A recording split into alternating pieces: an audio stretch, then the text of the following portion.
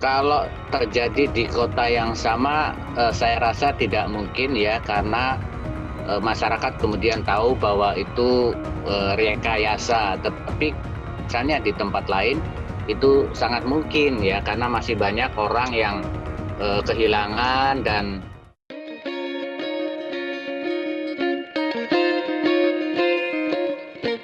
Halo Tagarians, kembali bertemu dengan saya Yosi Girsang dari Tagar TV. Seperti biasa, kita akan mengulas dan mendiskusikan berita-berita hangat maupun isu yang sedang trending, baik itu di media mainstream maupun di sosial media.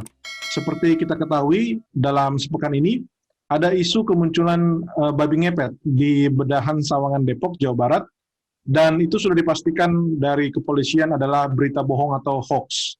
Nah, warga yang mengarang dan sekaligus merekayasa cerita itu atau berita bohong itu telah ditangkap oleh polisi dan pelaku bernama Adam Ibrahim. Dan yang bersangkutan mengaku bahwa merekayasa cerita babi ngepet ini karena ingin menjadi terkenal. Nah, untuk membahas tentang isu ini, kami telah beruntung mengundang seorang sosiolog kriminalitas dari Universitas Gadjah Mada. Kita sapa dulu Pak Suprapto. Halo Pak Suprapto. ya, halo, selamat pagi, salam sehat. Salam sehat Pak Suprapto. Halo, selamat pagi. Pagi Pak.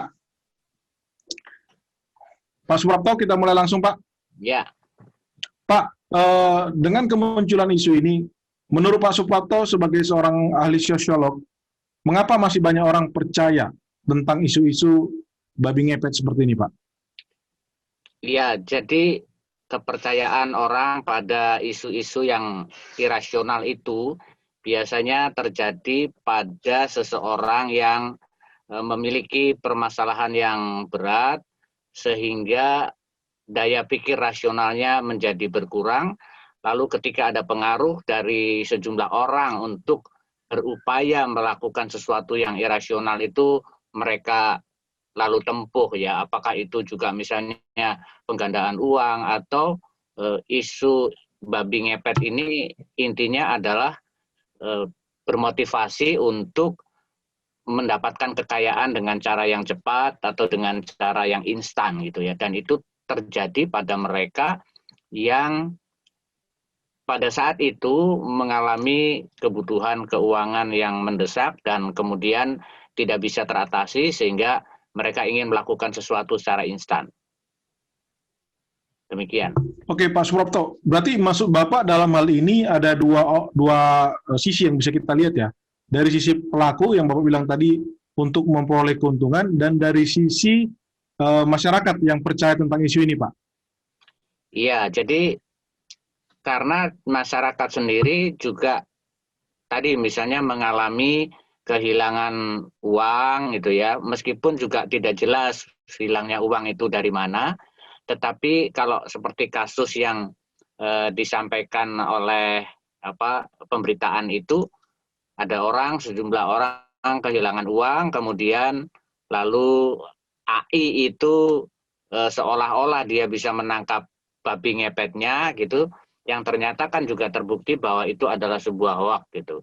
Nah, artinya bahwa apakah betul-betul bahwa uang itu hilang karena diambil oleh babi ngepet atau bukan, itu kan sebetulnya belum terkuak ya. Tetapi masyarakat sudah sekali lagi terlanjur percaya pada isu seperti itu. Jadi di satu sisi orang yang melakukan upaya memperkaya diri ataupun pasugihan itu dengan cepat, di sisi lain masyarakat masih meyakini bahwa itu ada, meskipun sebetulnya belum terbukti bahwa hilangnya uang itu betul-betul oleh karena babi tersebut.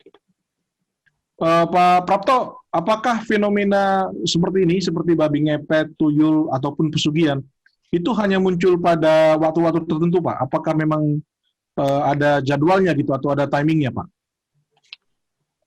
Iya, jadi menurut pengamatan saya selama ini, isu-isu seperti babi ngepet, kemudian dulu ada isu pocong gitu ya, kemudian juga pernah kolor hijau, itu terjadi pada waktu-waktu tertentu. Jadi seperti ada yang menciptakan agar masyarakat itu bisa terfokus pada satu isu yang kemudian dimunculkan ya. Jadi menurut saya itu memang ada, dan celakanya masyarakat itu juga begitu saja teralihkan ke situ, terfokus ke situ, karena kalau kita lihat dari pentahapan yang dikemukakan oleh Roscoe, misalnya dari the traditional, pre-take-off, the take-off, harusnya maturity, kemudian baru high mass consumption, tetapi kita terhenti pada lepas landas waktu itu, kemudian ada reformasi dan meloncat ke high mass consumption, belum sampai pada tahap maturity atau kedewasaan, sehingga masyarakat menjadi mudah dipengaruhi. Dan kalau kita lihat Pak, itu kan terjadi di Depok ya Pak. Seperti kita ketahui Depok itu kan termasuk kota yang disebutkan sebagai kota yang religius ya Pak. Yang mana masyarakat Ya. biasanya kan menghindari hal-hal yang berbau pesugihan gitu Pak. Kenapa hal ini juga masih bisa terjadi ya Pak?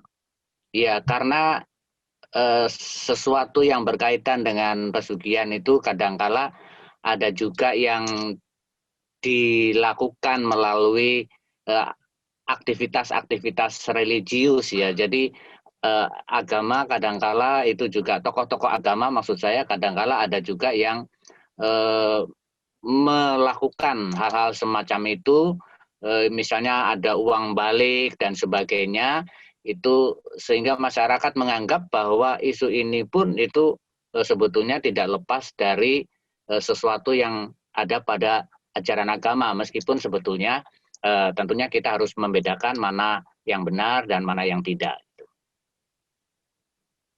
Ya, Pak Prapto, apakah mungkin, misalkan ini terjadi di Depok Pak, kemudian polisi sudah menangkap pelaku dan masyarakat tahu bahwa ini adalah berita bohong atau hoax gitu ya. Nah, apakah mungkin Pak ini terjadi lagi di kota yang sama atau di daerah yang sama di Depok Pak? Kalau terjadi di kota yang sama, saya rasa tidak mungkin ya, karena masyarakat kemudian tahu bahwa itu rekayasa. Tetapi misalnya di tempat lain itu sangat mungkin ya, karena masih banyak orang yang kehilangan dan tidak misalnya diketahui sumbernya dari mana, misalnya aja sedang belanja tiba-tiba hilang, atau yang hilang bukan orang yang belanja tetapi penjualnya itu tiba-tiba uangnya hilang, padahal misalnya mungkin itu terjadi pada saat dia jalan ataupun belanja di mana jatuh atau diambil orang, artinya bukan melalui tuyul ataukah melalui babi ngepet, tetapi misalnya hilang secara wajar gitu. Sehingga sangat mungkin itu bisa terjadi di tempat lain, tetapi kalau di Depok saya kira masyarakat sudah mulai paham bahwa hal semacam itu bisa merupakan bentuk dari rekayasa. Oke, Pak, kira-kira peran dari ilmu sosiolognya, peran siapa yang paling berpengaruh untuk bisa mengedukasi masyarakat atau membantu masyarakat supaya tidak mudah percaya dengan isu-isu seperti babi ngepet ini, Pak? Ya, di dalam kehidupan manusia itu kan kita mengenal 5 lembaga sosial dasar. Salah satunya itu lembaga keluarga, kemudian lalu ada 2 lagi saya kira yang bisa berperan, itu lembaga pendidikan dan lembaga agama ya. Lembaga pendidikan misalnya mulai aktif lagi menampilkan fungsinya untuk merasionalkan masyarakat, sementara lembaga agama itu bisa menyadarkan orang tentang mana yang baik, yang bisa dipercaya, dan mana yang tidak. Artinya masyarakat itu dibawa untuk menjadi masyarakat yang bisa memiliki daya saing. Karena ada setidaknya tiga keberdayaan, ciri masyarakat berdaya. Masyarakat itu harus memiliki daya saring gitu ya, mampu menyaring informasi, kemudian daya saing, mampu berkompetisi secara sehat, dan yang ketiga itu mampu memiliki daya sanding, mampu bekerja sama. Jadi kami melihat paling tidak 3 lembaga ini, dari keluarga, lembaga pendidikan, dan lembaga agama. Oke, sebagai penutup Pak, sekaligus closing statement dari Pak Suprapto.